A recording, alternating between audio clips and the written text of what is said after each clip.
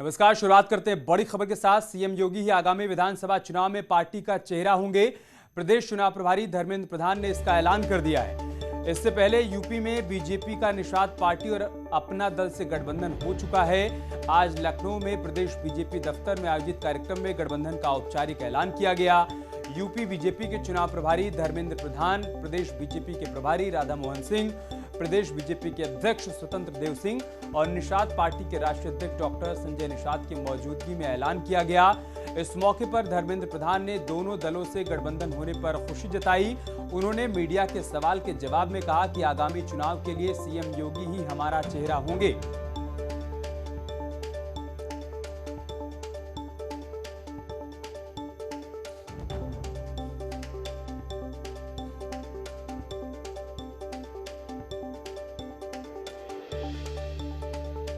करता हूं। मैं अपने माननीय प्रदेश अध्यक्ष जी से आग्रह 2017 में पार्टी ने मुख्यमंत्री का प्रश्न नहीं किया था। क्या 2022 में तो जैसा ही नहीं, अभी तो योगी आदित्यनाथ जी हमारे नेता है, मुख्यमंत्री हैं। निषाद पार्टी के साथ भारतीय जनता पार्टी की गठबंधन है। आगे की 2022 विधानसभा को हम और ताकत के साथ मिलकर चुनाव लड़ेंगे। गठबंधन केवल भारतीय जनता पार्टी और निषाद पार्टी का तो नहीं है, अपना दल भी हमारे साथ जुड़ा है। प्रदेश में बहुत सारे राजनीतिक ताकतों को इन दिनों में भारतीय जनता पार्टी अपने साथ जुड़ पाया है। तो धर्मेंद्र प्रधान ने बड़ा ऐलान किया है। 2022 का विधानसभा चुनाव सीएम योगी की अगुवाई में ही लड़ा जाएगा, वही हमारा चेहरा होंगे, उन्होंने ये कहा। साथ ही गठबंधन के सवाल पर कहा कि निषाद पार्टी के साथ हमारा गठबंधन हुआ है, साथ ही अपना दल के साथ भी हमारा गठबंधन है। बातचीत के बाद सम्मानजनक सीटें ही गठबंधन की पार्टियों को दी जाएंगी। और साथ ही साथ उन्होंने मीडिया के सवाल के जवाब में यह भी साफ कर दिया कि फिलहाल 2022 के लिए सीएम योगी की अगुवाई में ही भारतीय जनता पार्टी चुनावी मैदान में उतरेगी। और गोरखपुर से हमारे सहयोगी रामगोपाल हमारे साथ जुड़ चुके हैं, साथ उमेश भी हमारे साथ जुड़ चुके हैं। रामगोपाल, तमाम कयासों को विराम लगा दिया धर्मेंद्र प्रधान ने। बड़ा ऐलान उनकी तरफ से प्रेस कॉन्फ्रेंस में, सीएम योगी की अगुवाई में 2022 का विधानसभा चुनाव लड़ा जाएगा।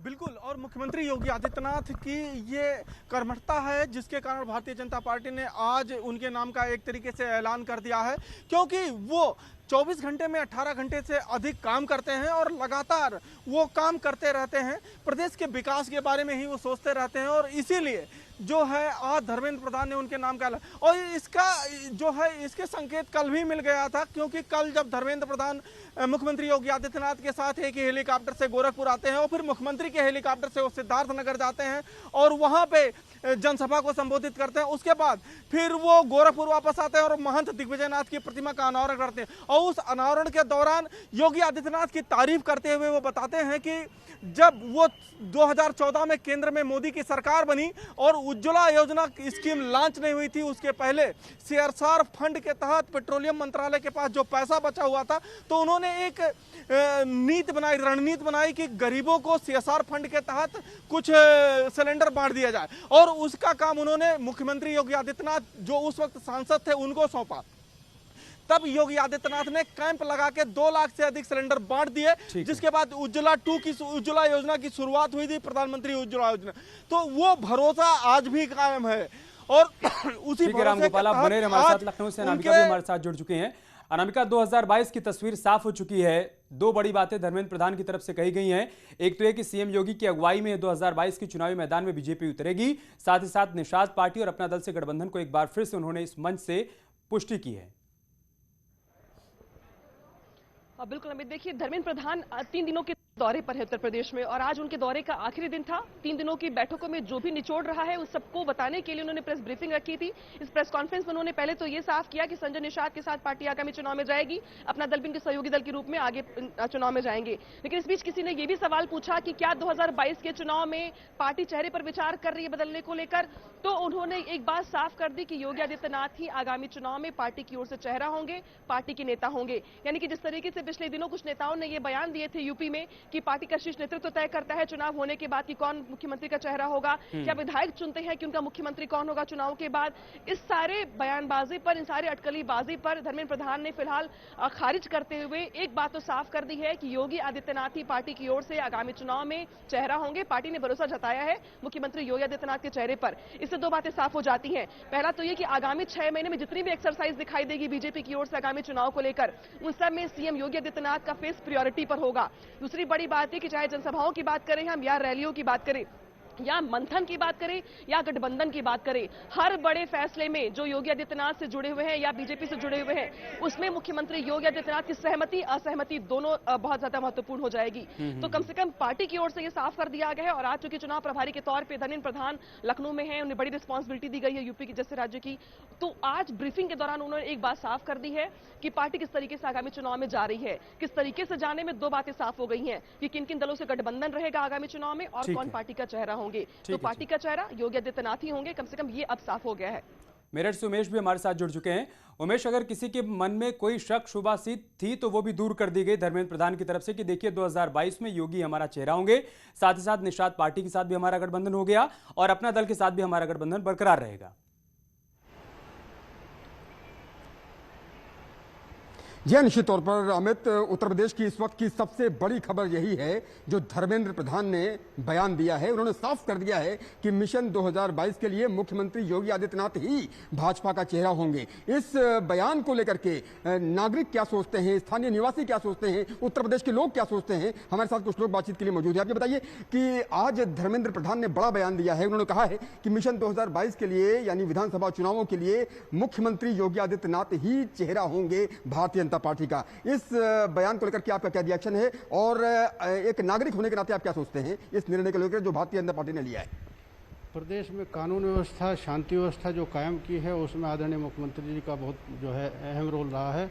तो ये अच्छा निर्णय है कि एक अच्छे योग्य जो है व्यक्ति को पुनः जो है मुख्यमंत्री के रूप में प्रस्तुत किया जा रहा है, तो वो एक अच्छा निर्णय है।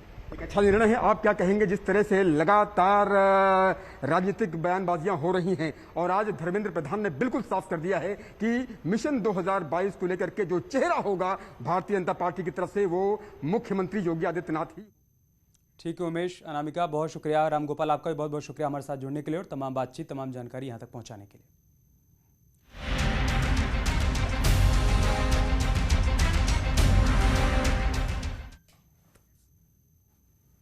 आगे बढ़ते हैं। एसआईटी की डिप्टी एसपी आस्था जायसवाल बाघंबरी मठ के अंदर संतों और सुरक्षा कर्मियों से पूछताछ कर रही हैं। मठ के ऊपरी हिस्से में और नीचे के हिस्से में एसआईटी की टीम ने जायजा लिया। 20 मिनट तक जांच पड़ताल करने के बाद एसआईटी की टीम मठ से चली गई। बीते सोमवार को महंत नरेंद्र गिरी की संदिग्ध हालात में फांसी के फंदे पर शव लटकता हुआ मिला था। एसआईटी भी उसकी जांच पड़ताल कर रही है। सीबीआई की टीम भी प्रयागराज में जांच पड़ताल की कड़ियों को आगे बढ़ा रही है। इस बीच जो बड़ी जानकारी सामने आई है मठ से वो ये कि एसआईटी की टीम इस वक्त मठ के भीतर मौजूद है, वहां पर पूछताछ भी की जा रही है। संकेत इस बात के मिल रहे हैं कि आज ही क्राइम सीन को रिक्रिएट भी किया जा सकता है।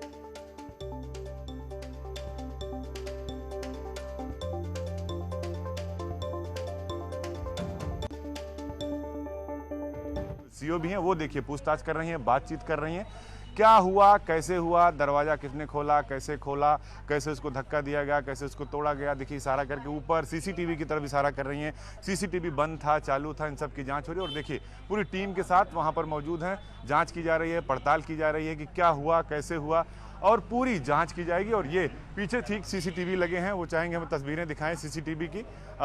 सीसीटीवी यहाँ पर लगा हुआ है, सीसीटीवी चल रहे थे कि खराब हो गए, इन सब को लेकर जांच की जा रही है और इसीलिए आस्था जायसवाल यहाँ पर खड़ी हैं। अभी भी देखिए वो बातचीत पुलिस कर्मियों से कर रही हैं जिनकी यहाँ पर ड्यूटी है, जो यहाँ पर तैनात हैं। तो आप भी देख सकते हैं कि आस्था जायसवाल यहाँ पर मौजूद हैं। एसआईटी की जो डिप्टी एसपी हैं वो बातचीत कर रही हैं। तो अब पूरे मिस्ट्री के मामले में यहाँ पर जाँच शुरू कर दी गई है अलग अलग इलाकों में। महंत नरेंद्र गिरी की संदिग्ध हालात में मौत मामले में सीबीआई ने मामला दर्ज कर लिया है। आज बाघंबरी मठ का दौरा करके अपनी जांच का आगाज भी कर सकती है। मौत से पहले 20 सितंबर को नरेंद्र गिरी ने 18 लोगों से बातचीत की थी। नरेंद्र गिरी ने 20 सितंबर को हरिद्वार के 2 बड़े प्रॉपर्टी डीलर से भी बातचीत की थी। नरेंद्र गिरी के मोबाइल की डायल हिस्ट्री में 35 लोगों के नाम सामने आए हैं।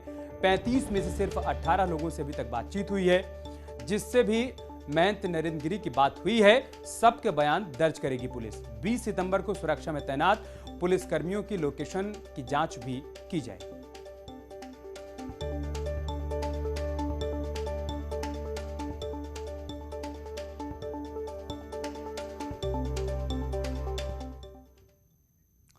महंत नरेंद्र गिरी की मौत के पीछे क्या जमीन का विवाद था? बताया जा रहा है कि बाघंबरी मठ की जमीन पर साल 2011 में विवाद शुरू हुआ था। महंत नरेंद्र गिरी ने एक कर 4 हिस्सों में जमीन को बेचा था। हर बार जमीन को लेकर उनका शिष्य आनंद गिरी के साथ विवाद हुआ और इसी जमीन में तत्कालीन एसपी, विधायक और प्रॉपर्टी डीलर शैलेंद्र सिंह ने भी जमीन खरीदी थी और उस जमीन पर अपार्टमेंट बनवाया था। सूत्र बताते हैं कि उस अपार्टमेंट में महंत नरेंद्र गिरी के सबसे करीबी सुरक्षाकर्मी अजय सिपाही को एक बड़ा फ्लैट दिया गया था।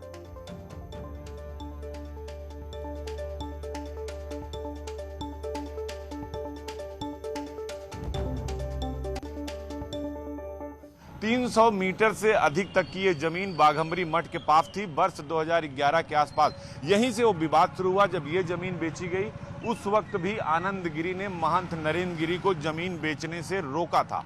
रोकने के बावजूद महंत नरेंद्र गिरी ने ये जमीन उस वक्त के तत्कालीन विधायक महेश नारायण सिंह, जो समाजवादी पार्टी से जुड़े थे, उनको ये जमीन बेची। लगभग 300 मीटर से अधिक का ये दायरा है जो हम आपको पड़ताल करा रहे हैं। उसके बाद एक एंट्री हुई इस पूरे मामले में। शैलेंद्र सिंह जो प्रॉपर्टी डीलर थे, उन्होंने विधायक से साठगांठ की और उन्होंने ये तय किया कि इस इलाके को डेवलप किया जा सकता है और फिर अपार्टमेंट या प्लाटिंग करके घर बनाए जा सकते हैं। तो ये दूसरा हिस्सा था जो अब दिखा रहे हैं आपको। ये जो घर बने हुए हैं यहाँ पर फिर वो प्लाटिंग की गई और इस पूरी जमीन को बेचा गया। ये आपको दूसरा हिस्सा दिखाते हैं। ये दक्षिण दिशा की तरफ का है। ये दूसरा रो है जहाँ पर अपार्टमेंट बनाए गए। जो शैलेंद्र सिंह का नाम आ रहा है, ये है वो आलीशान अपार्टमेंट। इस अपार्टमेंट को हम आपको दिखाते हैं। ये तीसरा हिस्सा है बाघंबरी मठ की जमीन, दक्षिणी की तीसरा हिस्सा। और एक तस्वीर आपको दिखाते हैं। वो अपार्टमेंट के ऊपर से दूसरा फ्लैट जिसमें पेड़ लटका हुआ दिख रहा है, बिल्कुल फ्रंट रो की, वो महंत नरेंद्र गिरी की सुरक्षा में तैनात सिपाही अजय सिंह का अपार्टमेंट है। इस जमीन को लेकर जब शैलेंद्र सिंह से डील हुई तो कुछ विवाद हुआ, लेकिन उस वक्त के विधायक महेश नारायण सिंह ने कहा कि ये जमीन तब तक हम नहीं देंगे जब तक हमें इसकी डील नहीं मिलेगी, यानी वो भी इसमें हिस्सेदार थे। इस अपार्टमेंट में महंत नरेंद्र गिरी ने अपने कई चहेतों को फ्लैट दिलवाए, उसमें अजय सिंह सिपाही भी था। यहां भी नरेंद्र गिरी से आनंद गिरी ने काफी विरोध किया कि ये जमीन बिकनी नहीं चाहिए। रुक रहे छोटे से ब्रेक के लिए, जल्द लौटेंगे कुछ और खबरों के।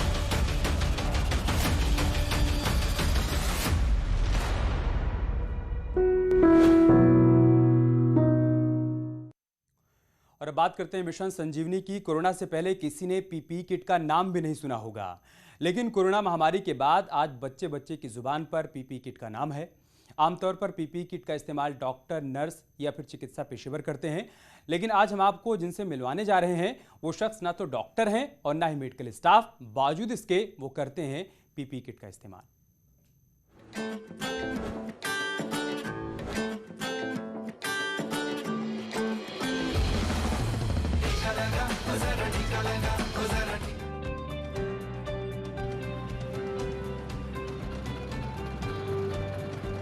आप कोरोना टीकाकरण अवश्य करवाइए, जैसे में आपके लिए और आपके परिवार के लिए सुरक्षा साबित होगी। ये अपील है गुजरात के आनंद जिले के रहने वाले भाईलाल भोई की। भाईलाल भोई कोई डॉक्टर नहीं है और न ही ये किसी अस्पताल के मेडिकल स्टाफ है। बावजूद इसके कोरोना के बढ़ते खतरों को देखते हुए ये वो तमाम एहतियात बरत रहे हैं जिसकी उम्मीद हम आप सिर्फ डॉक्टर या किसी पेशेवर मेडिकल स्टाफ से रखते हैं, जबकि हकीकत में भाईलाल भोई एक पेशेवर ऑटो रिक्शा चालक है। मैं सुबह में ऑटो लेके निकलता हूँ, पीपी किट पहन के मेरी ऑटो में भी सैनिटाइजर करता हूँ और हाथ पे भी लगाता हूँ। ऐसे मुश्किल वक्त में जब कोरोना की तीसरी लहर का खतरा सिर पर मंडरा रहा है और लोग कोरोना से बचने के तमाम जरूरी तौर तरीकों को नजरअंदाज कर रहे हैं, गुजरात के एक छोटे से गांव वासाना के रहने वाले भाईलाल भोई लोगों को जागरूक करने में लगे हैं। ये अपने ऑटो में बैठने वाले तमाम सवारियों को न सिर्फ वैक्सीनेशन के लिए प्रेरित कर रहे हैं, बल्कि ये खुद पीपीई किट पहनकर ऑटो चलाते हैं और अपने ऑटो में सवारी के बैठने से पहले और बाद में ऑटो को पूरी तरह से सैनिटाइज भी करते हैं। इतना ही नहीं, मरीजों के लिए भी भाईलाल किसी देवदूत से कम नहीं है। ये जरूरतमंद बीमार मरीजों को अपने ऑटो से मुफ्त अस्पताल भी पहुंचाते हैं।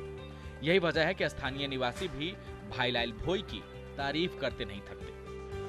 रिक्शा चालक भाईलाल भाई भोई, जिन्होंने कोरोना काल में बड़ी सतर्कता दिखाई है, अपनी रिक्शा सैनिटाइजर करते हैं, खुद पीपीई किट पहनते हैं, अपने मुसाफरों के हाथ भी सैनिटाइजर करा के मास्क पहना के रिक्शा में बिठाते हैं। ये कोरोना के प्रति सतर्कता का सबसे बड़ा उदाहरण है। भाईलाल की आजीविका का इकलौता जरिया ऑटो ही है और ये इसी कमाई से अपना और अपने परिवार का गुजारा चलाते हैं। बावजूद इसके पैसे कमाने की जल्दबाजी में इन्होंने कभी भी कोरोना प्रोटोकॉल नियमों को नहीं तोड़ा। भाईलाल का मानना है कि लॉकडाउन से बेहतर सावधानी बरतना है। जाहिर है, एक जिम्मेदार नागरिक के तौर पर भाईलाल भोई अपनी जिम्मेदारी निभा रहे हैं। उम्मीद है अच्छाई और जागरूकता की ये कहानी औरों को भी प्रेरित करेगी और देश कोरोना की तीसरी लहर के मंडराते संकट से उबर सकेगा। Bureau report, news 18 network.